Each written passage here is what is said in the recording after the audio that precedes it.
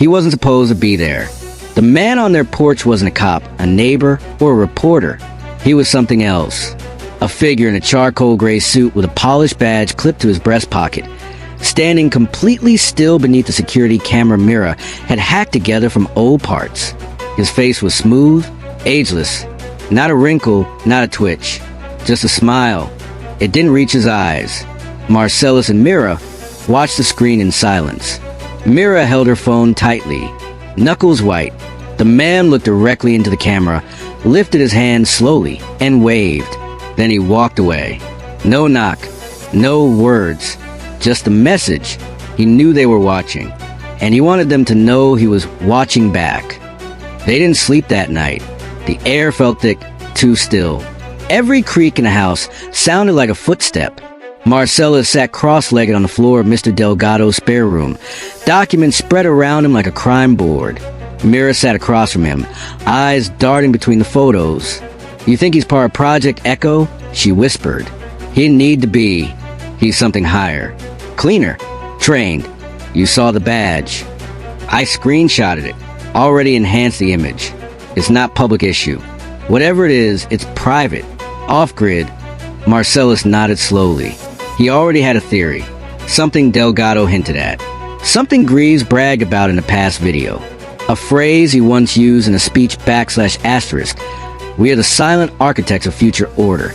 That same line appeared on a document in Delgado's box, stamped above a series of sigils and a name. The Foundry. Mira said it aloud like it tasted wrong. "What is the Foundry?" "Whatever it is," Marcellus replied. "It didn't start with Greaves, and it doesn't end with him either." They needed help, and there was only one person left who had any reason to talk to them. Detective Inez Calderon. She was the officer who first dismissed Marcellus's claims months ago. But she wasn't a bad cop. She was a cornered one, in a system that silenced anyone who poked the wrong hornet's nest. Marcellus sent her the footage. All of it. From the basement, the Briar Hill facility, and the live stream. To their surprise, she showed up in person. No uniform. "I can't stop what's coming," she said the moment she walked through Delgado's door. "But I can slow it down." "Then talk," Marcellus said. Calderon pulled out a flash drive, slid it across the table.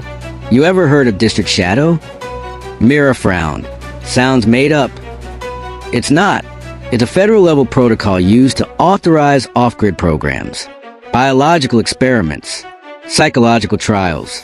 Kids were easier to monitor. Easier to erase. They call it adaptive observation.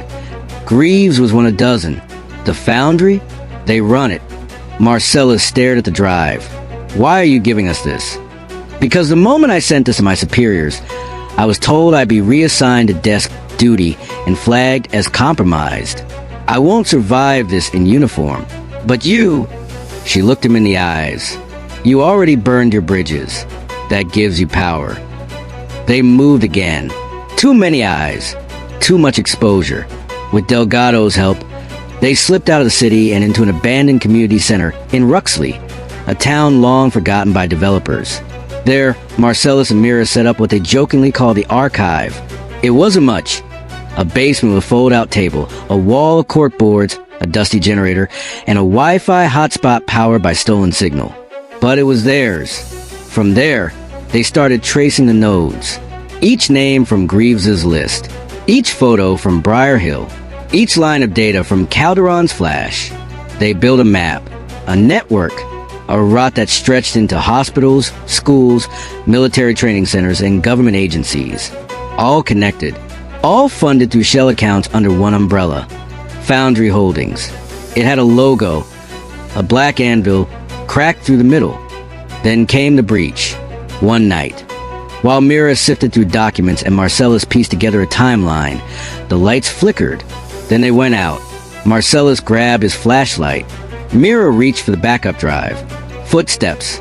From upstairs. Delgado wasn't supposed to be back until morning. Marcellus whispered, "Go through the floor hatch. I'll stall." Mira shook her head. Not a chance. The steps grew louder. A silhouette appeared at the top of the stairs. "We should have ended this in Lennox," the voice said. But I suppose every experiment has an outlier. It was the man from the porch. No smile this time, just a tranquilizer gun. Marcellus threw the flashlight. The room erupted into chaos. Mira darted for the back exit.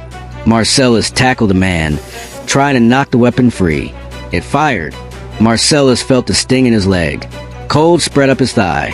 But he didn't stop. He headbutted the man, reached for the wall, and hit the emergency trigger Mira had rigged. A blinding light burst through the ceiling panel. A flashbang built from old camera bulbs. The man screamed, stumbled back. Mira pulled Marcellus out, dragging him into the crawl space. "Don't pass out. Stay awake." "Not planning on it," he slurred. They slipped into the alley behind the center. Their car was gone, but Delgado was waiting in a rusted pickup. "In. Now!" Mira threw the door open. As the truck sped off, Marcellus's vision blurred. His last image before blacking out was Mira, clutching his hand, and the Foundry symbol burned onto a folder in her lap. He woke up hours later, safe, but not free. Mira had secured them in a new hideout.